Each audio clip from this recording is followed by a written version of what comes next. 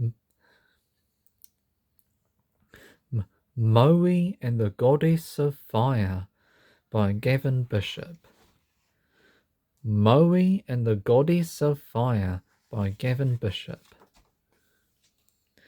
Yes, indeed. Maui was always playing tricks, and one night, when he was feeling particularly mischievous, he decided to put out all the fires in the village just to see what would happen.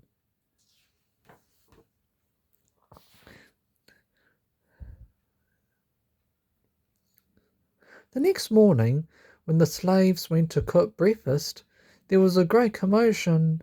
The fires in the cooking house were dead. Maui's mother ordered her servants to go and get some more to go and get some more fire from Mahuika, the fire goddess. In those days, Maui's grandmother, Mahuika, who was the source of all fire, but the slaves refused.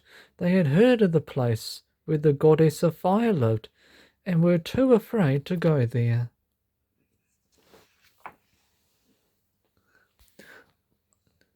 I'll go, said Maui.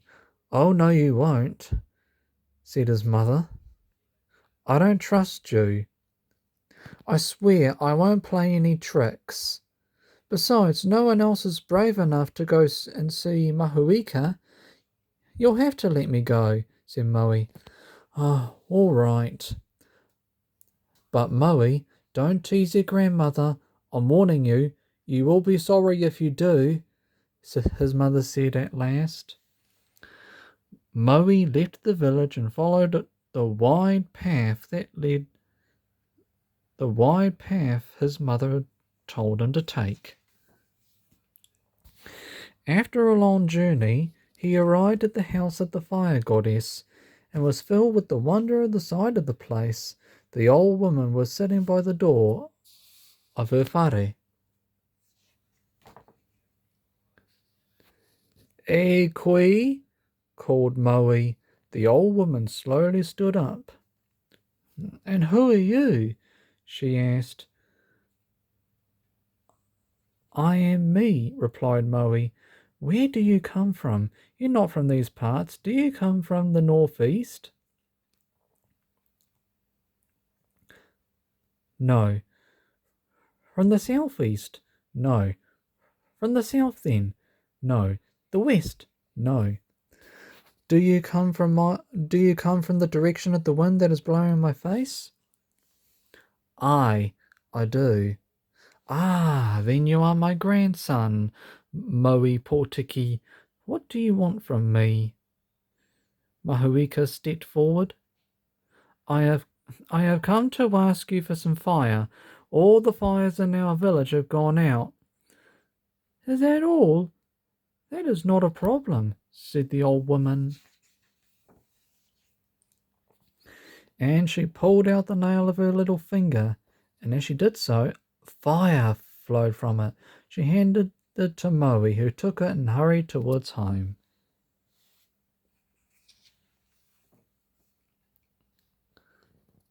But he had not gone far before he mischievously dropped the fiery fingernail into a stream. He went back to Mahuika and told her that the fire had gone out. She pulled out the nail on her third finger. It burst a tiny flame. "Take care of this one, Maui," she said. Maui took it and set off down the path towards his village. But again he dropped the fingernail into the stream and returned to his grandmother to ask for some more fire. Mahuika gave him the nail at the middle finger, and Maui dropped it into the stream too. He kept his trickery until the old woman had ran out of fingernails and started on her toenails. He wanted to see what would happen if she had given him the last of her fire.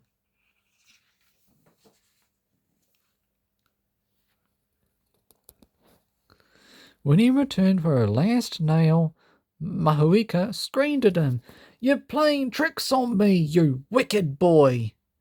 She tore out the last remaining nail and it roared into flame. She dashed it to the ground and the whole place caught fire.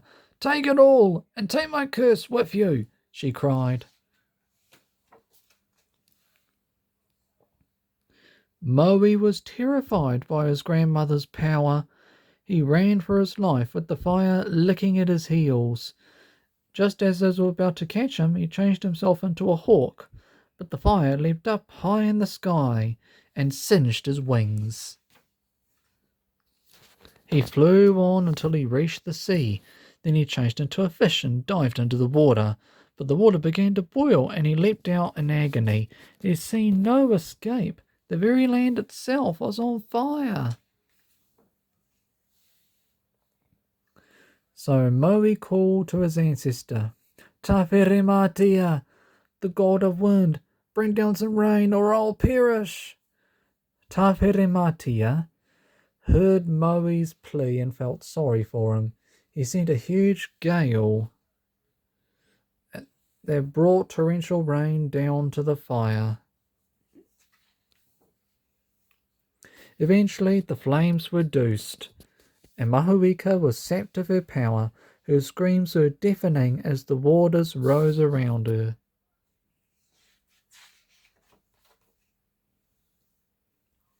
As she returned to the safety of her house, she threw the last remaining seeds of her fire into a rata tree, but it would not accept them.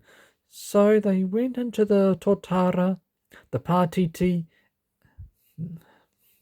the pukatia, and the kaimako trees. Maui returned home to his village without any fire. Oh, where? You played tricks on your grandmother, didn't you, Maui? Don't expect me to feel sorry for you, his mother wailed. I don't care. You'll have to find some fire for yourselves, laughed Maui, and he ran off to tell his brothers of his adventure. The people of Maui's village soon discovered that the seeds of fire hiding in some of the trees of the forest, and from that day on, the fire was released by rubbing together dry sticks from the totara, the patiti, the pukatia, and the kaikomako trees. The end.